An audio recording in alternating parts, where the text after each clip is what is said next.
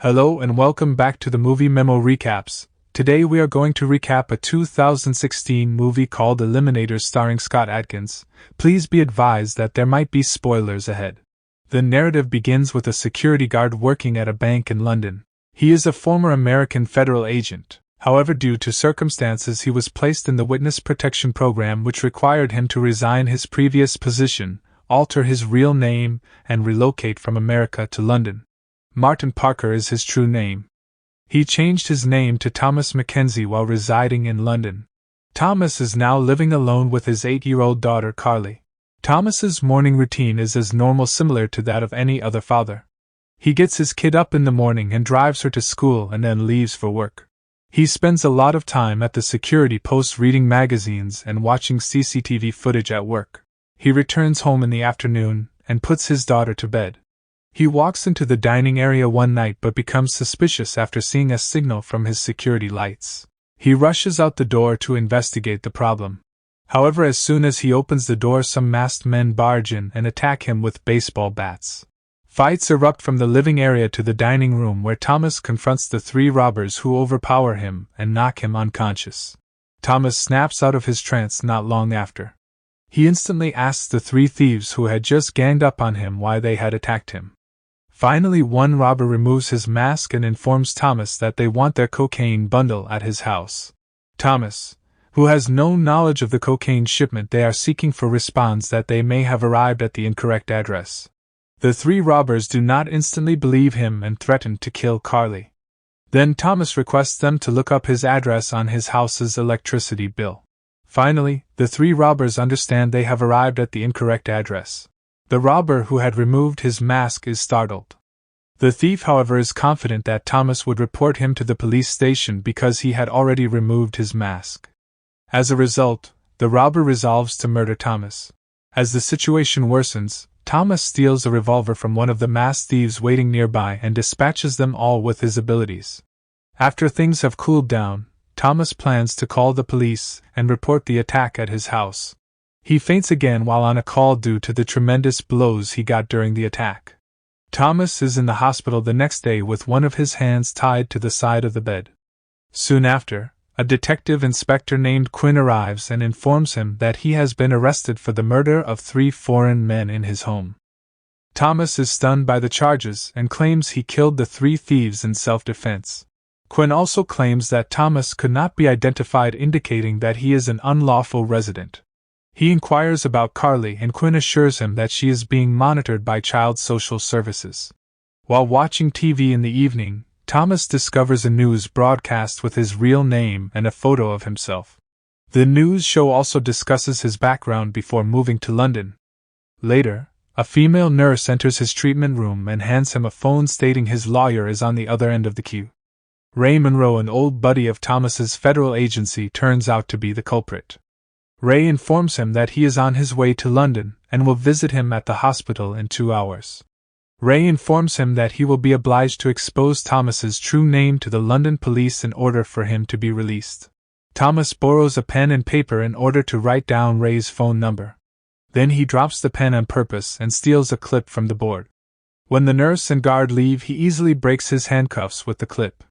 Then he assaults the guard stationed in his chamber and flees, disguising himself. In the hospital hallway, he confronts additional guards and manages to attack them and escape. A meeting between 2 high-class American mafias and Cooper, an illicit arms dealer, takes place elsewhere. The 2 mobsters are furious and want a refund since the firearms they purchased from Cooper are of low quality. There isn't much to tell. Cooper tests the weapons on them and kills both of them. Cooper's assistant soon enters the room to show him the news about Thomas that is spreading on the internet. The assistant informs him that Thomas is in England. Cooper turns out to be Thomas's father-in-law, and he aims to murder his son-in-law, blaming him for the death of his daughter. Cooper soon contacts a well-known assassin in mainland Europe named Bishop. Cooper requests that Bishop murder his son-in-law and kidnap his granddaughter unharmed. Bishop instantly agrees to Cooper's request despite his expensive charge. He promptly traces down Thomas's location in London. Carly is accompanied at a child welfare department by a female detective agent named Stacy. Quinn enters the room and informs Stacy that they will be leaving and taking Carly to another location. Thomas enters shortly after they leave and knocks out a male receptionist. According to the information he received from the receptionist, his daughter was on the 3rd level. When Thomas arrives on the 3rd floor, he discovers Bishop hacking into the computer in the room. The reflection of the glass also reveals that Bishop murdered a man. When Thomas notices this, he rushes out of the room. Bishop follows him out of the room, shooting at him. He searches every floor for Thomas. Thomas, on the other hand, returns to the chamber where he first met Bishop. He scans the computer database for information about his daughter. When he discovers his daughter's data, he deletes it from the computer and breaks Bishop's cell phone, which was used to hack the computer. He then rushes out of the building and into a cab that is parked directly in front of it. Soon after, Bishop appears only to discover that he has fled in a taxi. Bishop instantly pursues Thomas in his high-tech vehicle. Using the computer in his car, he locates and contacts the taxi driver who picked up Thomas. He poses as a police officer and informs him that the person he is transporting is a wanted criminal. Then he asks the cab driver to pull over at a petrol station so he may arrest him. The unwitting taxi driver obeys Bishop's orders and pulls over at a petrol station. When Bishop arrives at the petrol station, he discovers that there is no one in the taxi. He then walks to the petrol station office to go through the CCTV footage. The video shows Thomas getting out of the taxi and jumping onto the back of the yellow truck that had been parked at the petrol station. Bishop instantly pursues the yellow pickup truck. As he gets closer, Thomas notices Bishop chasing him at the back of the truck. He instantly gets off the truck and dashes onto a cable car not far from where he was traveling. Bishop is late for the cable car, so he offers the men in the cable car a $10,000 incentive if they knock Thomas out. When the two hefty men hear this, they quickly attack Thomas. A brawl breaks out between Thomas and two men while the other passenger, a businessman, appears to be cornered and terrified. Thomas manages to knock unconscious the two men. Soon after, he borrows a cell phone from one of the passengers and calls Ray, who promises to meet him at the cable car station in a few minutes. It turns out Bishop is also on his way to the cable car station.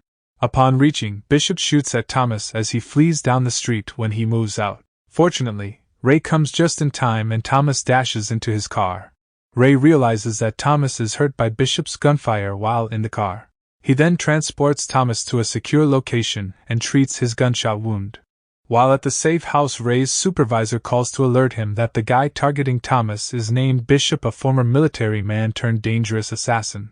It turns out that Ray and his superiors are protecting Thomas because they want to arrest Cooper in the largest illicit arms sale case in American history.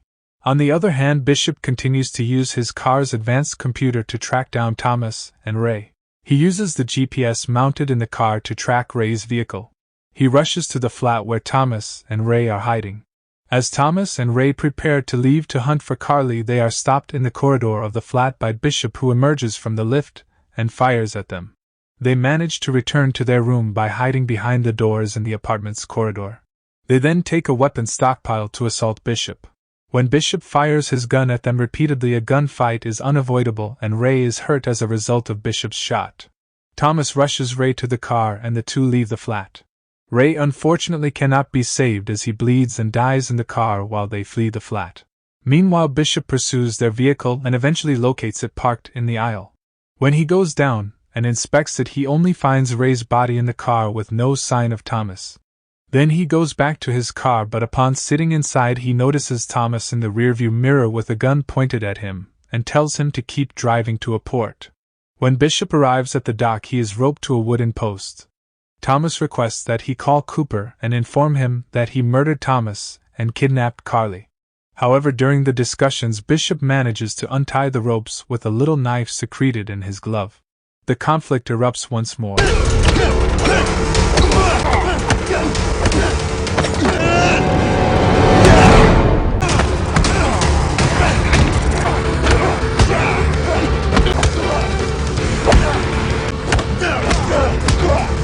Thomas at last ultimately kicks Bishop into the ocean. He quickly gets in his car and searches for his daughter's location. On the other hand, Cooper appears to have found Carly's hiding place. Cooper and his guys kill the agents and move inside, where they hit Stacy. Cooper begins to persuade Carly to accompany him after revealing to her that he is her grandfather. Meanwhile, Thomas, who has arrived at Carly's refuge, discovers Cooper's men stationed outside. Thomas begins to eliminate Cooper's soldiers one by one. Unfortunately, just as he is ready to enter, Bishop meets him once more and the struggle resumes. At first, Thomas appears to be overwhelmed by his desire to depose Bishop. When Bishop attacks him with a mattock, he defends himself and pushes Bishop towards the mattock, where he dies. He picks up a knife lying in the kitchen room as he enters his daughter's safe house. He walks into a room where Carly can be seen with Cooper and his assistant.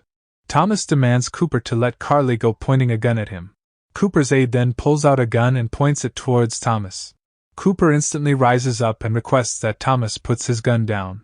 Thomas ultimately tosses his gun on the floor after seeing his terrified daughter.